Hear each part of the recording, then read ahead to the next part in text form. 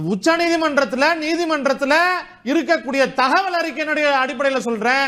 50% அதிகமான பாஜகவினுடைய நாடாளுமன்ற உறுப்பினர்கள் பாலியல் குற்றங்கள்ல குற்ற சம்பவங்கள்ல ஈடுபட்டவர்கள் செய்திகள்ல வந்திருக்குது.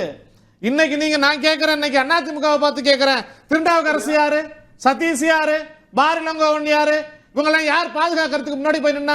என்னமோ அக்னீஸ்வரன் பேசும் பொழுது எடப்பாடி பழனிசாமியை பாலியல் குற்ற வழக்குகள்ல அந்த கண்காணிப்பாளரை மாத்திட்டாரு.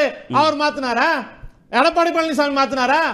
இந்திய அரசியல் வரலாற்றிலேயே பாலியல் குற்றத்துக்கு ஆளாகப்பட்ட பாதிக்கப்பட்ட பெண்களினுடைய பெயரை வெளியிடக்கூடாது, வெளியிட்டது ஐபிசி செக்ஷன். அது குற்றச்செயல். நிர்பயாங்கிற பெயர் எதற்காக வச்சு கொண்டு வந்தாங்க? பெண்களுடைய பெயரை தெரியக்கூடாது, பாதிக்கப்பட்டவருடைய பெயரு. ஆனா இருங்க, நான் முடிச்சிடுறேன். அவர் வெளியிட்ட அரசு அதிகாரி எடப்பாடி பழனிசாமி முதலமைச்சராக இருக்கிறப்ப அந்த யாருடைய அழுத்தத்தினுடைய காரணத்தினால, அந்த பகுதியில் இருக்கக்கூடிய சட்டமன்ற உறுப்பினருடைய அழுத்தத்தினுடைய காரணத்தினால அன்றைக்கு அவர்கள் வெளியிடப்பட்டு யார் பாதிக்கப்பட்டாங்களோ அவருடைய சகோதரர் அடிச்சு துன்புறுத்தப்படுறாரு.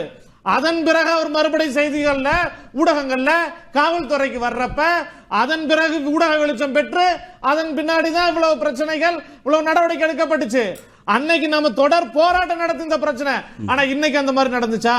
தமிழ்நாடு அரசு எவ்வளவு வேகமா செயல்பட்டு இருக்குது.